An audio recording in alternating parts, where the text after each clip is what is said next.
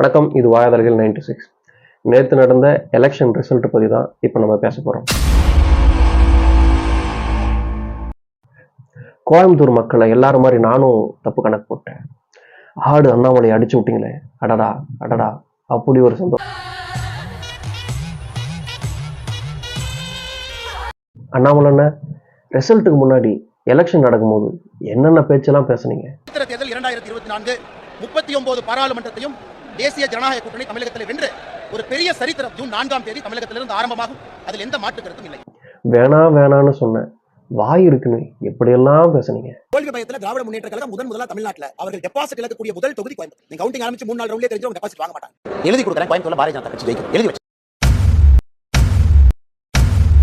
இப்படி அண்ணன் பேசி தான் என்னவோ தெரியல கோயம்புத்தூர் மக்களை எரிச்சல் ஊட்டிட்டு இருக்கிறார். அதனாலதான் வச்சு செஞ்சிருக்கிறாங்க நம்ம கோயம்புத்தூர் கேங்ஸ். அண்ணாமலை உங்களுக்கு ஒரு விஷயம் தெரியல, இது தமிழ்நாடு, வள்ளலார் வாழ்ந்த மண், அயோத்திதாச பண்டிதர் வாழ்ந்த மண். இந்த மண்ணில் இப்படிலாம் பேசிட்டு நீங்க போக முடியாது. என்னதான் நாங்க சாதியால புரிஞ்சிருந்தாலும் தமிழுக்கும் தமிழ்நாட்டுக்கும் ஒரு பிரச்சனைனா சண்டை செய்ய ரெடி ஆயிடும். சண்டை செய்யுதுன்னு ஆயிடுச்சுன்னா அவனால மயிரை கூட ஒரு மைக்கு ஒரு மேடை கிடைக்குதுன்னு சொல்லிட்டு ஒரு பீஸ் இன்னும் கூச்சு தெரியுமா? என்ன சொன்ன?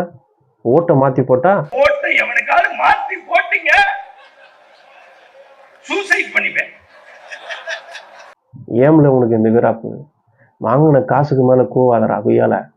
பிஜேபிக்கோ அதோடைய மாநில தலைவராக இருக்க அண்ணாமலைக்கோ ஒன்று சொல்லிக்கிறது என்னன்னா, இது தமிழ்நாடு மண், ஒரு செக்யூலரான ஸ்டேட்.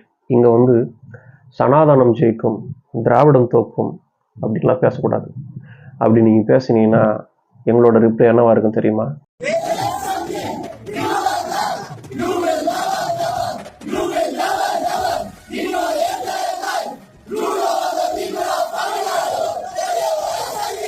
போட்டி போட்ட எல்லா இடத்துலையுமே பிஜேபி ஃபெயிலியர் ஆயிடுச்சு.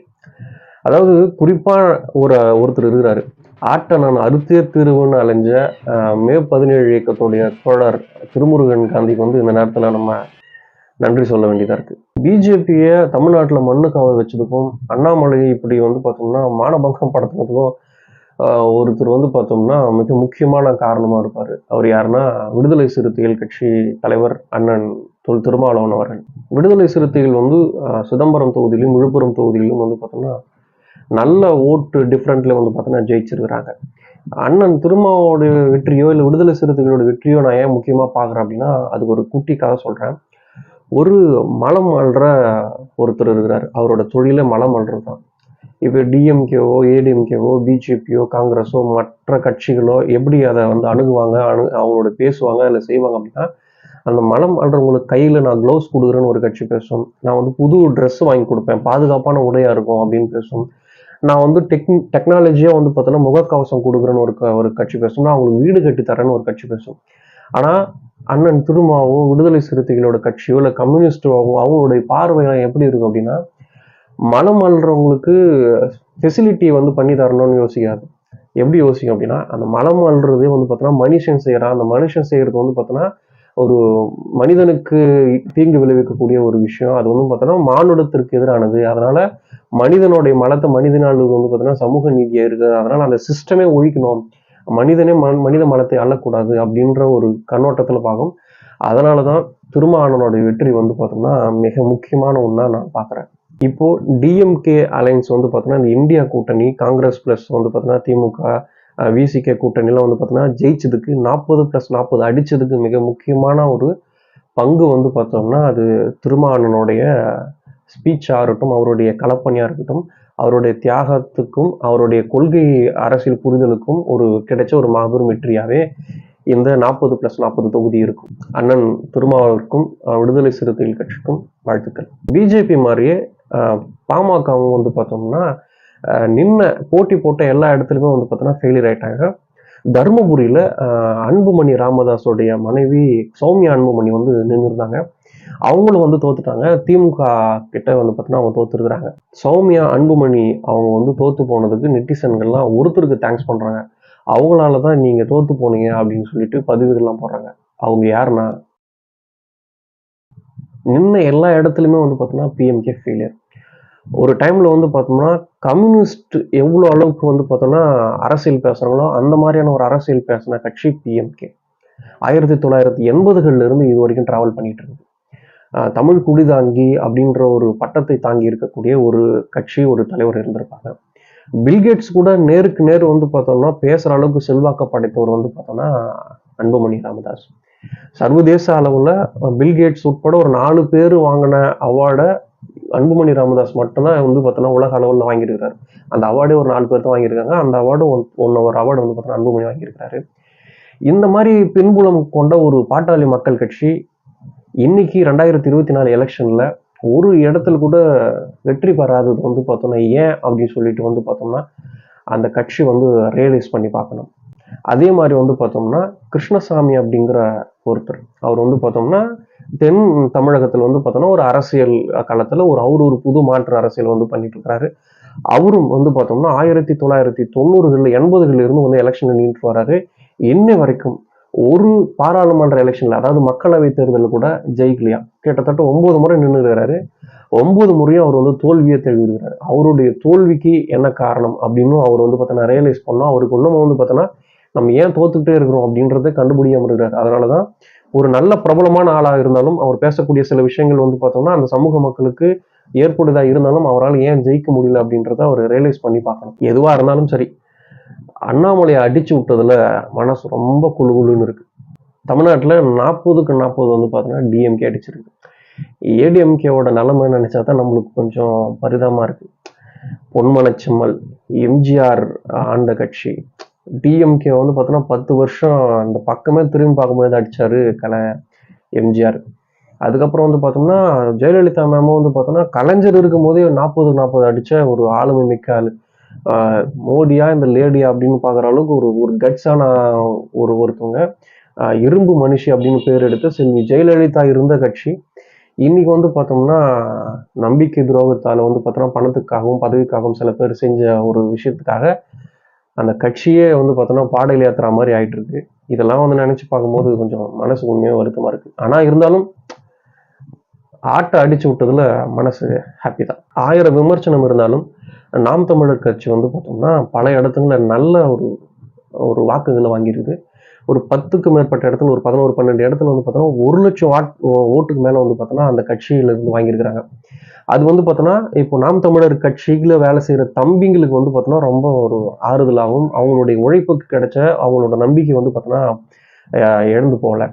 அதாவது வந்து பார்த்தோம்னா தமிழ்நாட்டில் அவங்க பண்ற அரசியல் என்ன அப்படின்னா, பிரபாகரன் தலைவர் மேதகு வேலுப்பிள்ளை பிரபாகரன் அவரை முன்னிறுத்தியும் ஈழ விடுதலை முன்னிறுத்தியும் அதனால வந்து பார்த்தோம்னா தமிழ் இன உணர்வை ஒன்று கூட்டணும் அப்படின்றதால தான் அவங்க வந்து அரசியல் பண்ணிட்டு இருக்காங்க. இந்த மாதிரியான வர மக்கள் தான் வந்து பார்த்தோம்னா ஓட்டு போடுறாங்க.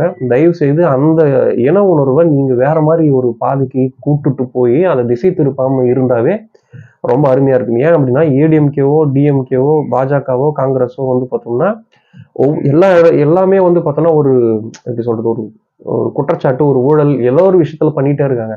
அதுக்கு மாற்றா வந்து பார்த்தோம்னா மக்கள் ஏதோ ஒரு சக்தி தேடிட்டே இருக்காங்க. பாட்டாளி மக்கள் கட்சியை தேடினாங்க, மக்கள் நல கூட்டணியை தேடினாங்க, தேமுதிகவை தேடினாங்க, மதிமுகவை தேடினாங்க. இப்படின்னு சொல்லிட்டு வந்து பார்த்தோம்னா அதுக்கு மாற்று வந்து பார்த்தோம்னா தேடிட்டே இருக்காங்க. எந்த காலகட்டத்துல நாம் தமிழர் கட்சி ஒரு மாற்று அரசியலா பாக்குறாங்க. அந்த அரசியலை அவங்க பாக்குற அந்த பார்வையை நீங்க வந்து பார்த்தோம்னா திசை திருப்பிடாதீங்க. ஏன்னா நாம் தமிழர் கட்சியை வந்து நம்ம வெகு நேரமா பார்த்துட்டு வரோம். பல விஷயங்கள் வந்து அவங்க வந்து பார்த்தோம்னா அவங்க பேச அரசியலோட முரண்படுறாங்க. சரி, ஓகே, எதுவா இருந்தாலும் இப்போ வந்து அவங்க அரசியல்ல பாராளுமன்ற எலெக்ஷன்ல ஒரு நல்ல ஓட்டு வாங்கியிருக்கிறாங்க. அதுக்கு என்னோட வாழ்த்துக்கள். தமிழ்நாட்டுல இப்படி நடந்துட்டு இருந்தா ஒரு இடத்துல செம்ம அடி அடிச்சுன்னுக்குறாங்க. யாருப்பா அது அப்படின்னு பார்த்தா கேரளாவும் கிடையாது. பஞ்சாபும் கிடையாது. மேற்கு வங்கம் கிடையாது. அப்படி யாருப்பா பிஜேபி இந்த அடி அடிக்கிறான்னு எட்டி பார்த்தா யூபியில அடிச்சுன்னுக்குறாங்க. யூபியில எங்க அப்படின்னு கேட்டோம்னா அயோத்தியில அடிக்கிறாங்க. என்னடா ராமர் கோவில் கட்டினீங்க, ஜெய் ஸ்ரீராம்னு சொல்லி அப்படி வந்து பார்த்தோம்னா இருந்தீங்க. உங்களையே அதுவும் அயோத்தியில ராமர் பிறந்த பூமியிலே வந்து இந்த செய்யறாங்களே, என்னடா காரணம் அப்படின்னு பார்த்தோம்னா இதோ இவர் தாங்க காரணம். துருவ ராத்தி அப்படின்னு சொல்லிட்டு இவர் ஒரு யூடியூப் சேனல் வச்சிருக்கிறாரு. ஒரே ஆள், ஒரே யூடியூப் சேனல், ஒட்டுமொத்த பிஜேபி அடிச்சு விட்டாரு. நான் கடவுளின் அவதாரம்னு சொன்ன அந்த கடவுளையே காய அடிச்சு விட்டாருன்னா பாத்துங்களேன் இந்த யூடியூப் வச்சுக்கிற குரு. யூபி கீப்பின்னு சொல்லிட்டு எங்கன்னா எங்க காப்பி யூபி எவனா வந்தோன்னு வச்சுக்க அவனை செவுல் மலையை அடிக்கிறதுக்கு வந்து பார்த்தோன்னா யூபி மக்கள் வந்து இப்போ நம்மளுக்கு வழிகாட்டியிருக்கிறாங்க. எவனா வந்து டிபேட் விவாதம் பண்றேன்னு சொல்லிட்டு பாத்தியா ராமர் ஜெய் ஸ்ரீராம் அப்படி இப்படின்னு சொல்லிட்டு கோஷம் போட்டாங்கன்னு வச்சுக்க கூப்பிட்டு வச்சு பலால் பலால்னு கால் மேல அடிக்கும். நானும் வந்து பார்த்தோன்னா யூபி மக்கள் என்னவோ நினைச்சீங்க, ஆனா இப்படி செஞ்சீங்க பாத்தீங்களா, உங்களுக்கு கோடான கோடி நன்றிங்க. துருவ் ராத்தி மாதிரி வந்து பார்த்தோன்னா ஒரு ஜனநாயகத்துக்கு குரல் கொடுக்கறது, ஒரு வந்து பார்த்தோன்னா மாற்று அரசியலை நோக்கி களப்பயணம் பண்றதுக்கு வந்து பார்த்தோன்னா கண்டிப்பா ஒரு ஆள் தேவை. இங்க இருக்கக்கூடிய ஒருத்தர் இருக்கிறாரு, அவரு சாணக்கியன் அப்படின்னு சொல்லிட்டு பேர் வச்சுட்டு வந்து பார்த்தோன்னா சுத்திட்டு இருக்காரு. எப்பவுமே வந்து பார்த்தோன்னா சொம்பு அடிக்கிறது தான் அவரோட வேலை. ஆனால் அவரு இந்த 20-30 வயசுல வந்து பார்த்தோன்னா ரொம்ப யங் ஏஜ்ல வந்து பார்த்தோன்னா ஒரு ஒரு நேஷனல் பார்ட்டியை வந்து பார்த்தோன்னா கதிகலங்க வச்ச ஒரு அந்த துருவ் அப்படிங்கிற ஒரு நண்பருக்கு வந்து பார்த்தோம்னா நம்ம வந்து வாழ்த்து தெரிவிச்சுக்கலாம். நேற்று கூட ஒரு பதிவு அவர் வந்து துருவ் ராத்தி வந்து பார்த்தோன்னா போட்டிருக்கிறாரு. என்ன அப்படின்னா, சாதாரண மக்கள் எப்பவுமே வந்து பார்த்தோன்னா ரொம்ப வந்து இலக்காரமா நினைச்சிடாதீங்க, அவங்கள வந்து குறைச்சி மதிப்பிடாதீங்க. ஒரு ஜனநாயக நாட்டில் வந்து பார்த்தோம்னா மக்களுடைய ஓட்டு தான் எல்லாத்தையுமே தீர்மானிக்கும். சர்வாதிகாரத்தை வந்து பார்த்தோம்னா ஜனநாயக சக்தியால் ஒண்ணுமே பண்ண முடியாது அப்படின்னு சொல்லிட்டு அவரு ஒரு பதிவு ஒன்று போட்டிருக்கிறாரு. அவர் மாதிரி ஒரு ஜனநாயகவாதியை நம்ம எப்பவுமே ஆதரிக்கணும்.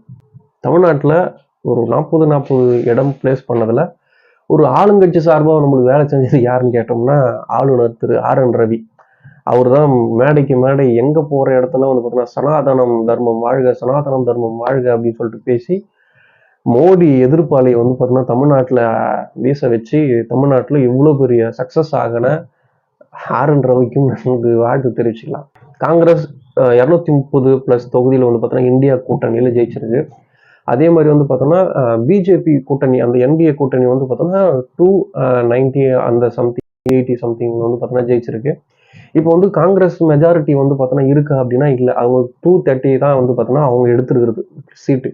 மிச்சம் இருக்கிற சீட்லாம் கூட்டணி கட்சி வச்சு தான். இப்போ வந்து பார்த்தோம்னா போன வாட்டி இருந்த மாதிரி மெஜாரிட்டியா வந்து பார்த்தோம்னா இப்போ வந்து ஆட்சி செய்ய முடியாது, கூட்டணி கட்சியை வச்சு தான் ஆட்சி செய்யணும். கூட்டணி கட்சியிலேருந்து வர்றவங்க வந்து பார்த்தோன்னா மோடியை தூக்கு, அமித்ஷாவை தூக்கு, அப்பதான் நான் உள்ள வரேன்னு சொல்ல போறாங்களா, இல்லை நான் தான் வந்து பார்த்தோன்னா பிரதமர் வேட்பாளராக இருப்பேன், அப்பதான் நான் உலக வந்து சேர போறேன் அப்படின்னு சொல்ல போறாங்களா, எனக்கு காங்கிரஸ்ல இந்த மாதிரி ஒரு டீல் கொடுக்குறாங்க, எனக்கு நீங்க இந்த மாதிரி ஒரு டீல் கொடுக்குறவங்க சாப் அடிக்க போறாங்களா அப்படின்றது வந்து நம்ம பொறுத்து இருந்து தான் அந்த கலாய்வு பார்க்கணும். ஓகேவா, கண்டிப்பா சொல்றேன். மோடி போன மாதிரி வந்து பார்த்தோம்னா இந்த டைம் வந்து பார்த்தோம்னா அப்படின்லாம் பேச முடியாது. ஏன் அப்படின்னா அயோத்தியில வச்சு செஞ்சதுக்கு அவர் வந்து ஒடிசாவில் பேசுறாரு. எப்பவுமே பேசும்போது ஜெய் ஸ்ரீராம்னு சொல்லி பேசுறவரு இப்போ என்னன்னா ஜெய் ஜெகநாதன் பேசுறாரு. ஏன் அப்படின்னா ஆட்சி அடி அந்த மாதிரி ஆட்சியே பிடிக்கல அப்படின்னாலும் காங்கிரஸ் அதாவது முக்கியமா ராகுல் காந்தி வந்து நம்ம பாராட்டி ஆகணும். இந்தியா ஃபுல்லா வந்து பார்த்தோம்னா வந்து நடைபயணம் வந்து அவர் பண்ணாரு. அதுல ஒரு பெரிய இம்பாக்ட் வந்து நடந்துச்சு. கூட்டணி கட்சியில வந்து பார்த்தோன்னா அரவணைச்சு ஒரு மாஸ்டர் பிளான் போட்டு ஒரு வியூகத்தை வகுத்து இப்போ வந்து பார்த்தோன்னா பிஜேபிங்கிற சர்வாதிகாரத்துக்கு எதிராக வந்து ஒரு மிகப்பெரிய அளவில் வந்து பார்த்தோன்னா வெற்றி ஈற்றுகிறாங்க. ஆட்சி அமைக்கலனாலும் மக்கள் மனசுல வந்து பார்த்தோன்னா நல்ல முறையில் வந்து பார்த்தோன்னா அவங்களுடைய பேர் எடுத்துருக்கிறாங்க. காங்கிரஸ் அல்லது ராகுல் காந்தி ஏன் முக்கியமான ஒரு நபர் அப்படின்னா, பாராளுமன்றத்தில் வந்து போன வாட்டி நீங்க சட்டம் நிறைவேற்றுறீங்களா, இந்த குடியுரிமை திருத்த சட்டத்தை நாங்கள் என்ன வேணாலும் பண்ணுவோம், நாங்கள் இஷ்டம் தான் எதை வேணாலும் பண்ணுவோம் அப்படின்ற மாதிரி விஷயங்கள்லாம் பேச முடியாது. நைட்டு 10-11 மணிக்கு மேலே வந்து பார்த்தோன்னா இரவு நேரத்தில் ரூபாய் நோட்டு செல்லும் அறிவிக்கிறது அந்த மாதிரி விஷயம்லாம் பண்ண முடியாது. நாடாளுமன்றத்தில் வந்து பார்த்தோன்னா வலுவான ஒரு எதிர்கட்சியாக வந்து பார்த்தோன்னா நம்ம ரோல் பண்ணோம். கான்ஸ்டியூஷன்ல மேஜரான வந்து பார்த்தோன்னா ரோல் பண்ணோம். எந்த ஒரு திருத்தத்தையும் வந்து பார்த்தோன்னா அசால்ட்டாக பண்ண முடியாது. ஏதாவது மக்கள் விரோத சட்ட திருத்தங்கள் எடுத்துட்டு வந்தா அது குரல் கொடுக்கும், கான்ஸ்டியூஷனுக்கு பாதுகாப்பா இருக்கும். பூர்வீக குடிகளுக்கு வந்து பார்த்தோம்னா அவங்க வந்து ஆதரவா நிற்பாங்க, பெண்களுக்கு ஆதரவா நிற்பாங்க, சிறுபான்மையினருக்கு ஆதரவா நிற்பாங்க.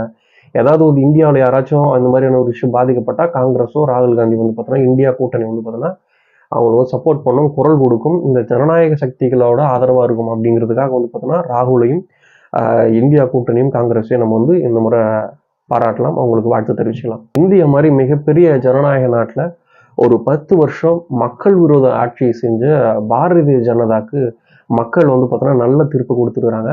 பட் என்ன சொல்றது, ஒரு சில இடத்துல வந்து பார்த்தோம்னா அதுக்கு ஆப்போசிட்டா அவங்களோட ஒடிசால வந்து பார்த்தோன்னா நிறைய இடத்துல ஜெயிச்சிருக்கிறாங்க. கர்நாடகாவில் அந்த மாதிரி ரொம்ப பயங்கர ரோல் பண்ணியிருக்காங்க. கேரளாவில் ஒரு பிளேஸ் வந்து பார்த்தோன்னா 2 பிளேஸ் அடிச்சுட்டு இருக்கிறாங்க. இந்த மாதிரி சில இடத்துல வந்து பார்த்தோன்னா ஆப்போசிட்டா ரிசல்ட் வந்திருந்தாலும் ஒட்டுமொத்த மக்களும் வந்து பார்த்தோம்னா மோடிக்கு எதிரான ஒரு அலையை வந்து பார்த்தோன்னா நம்மளால அது உணர முடியுது. அந்த எலெக்ஷன் ரிசல்ட்லேயே வந்து பார்த்தோன்னா பிரதிபலிச்சிருக்குது. இந்த ஜனநாயக நாட்டில் வந்து பார்த்தோன்னா ஓட்டுங்கிறது நம்மளோட உரிமை. 65 தான் வந்து பார்த்தோன்னா ரிசல்ட் வந்து வந்துருக்குது. அதாவது ஓட்டு போட்டவங்க பர்சன்டேஜ் எவ்வளோ அப்படின்னா 64 to 65% தான் வந்துருக்குதான்.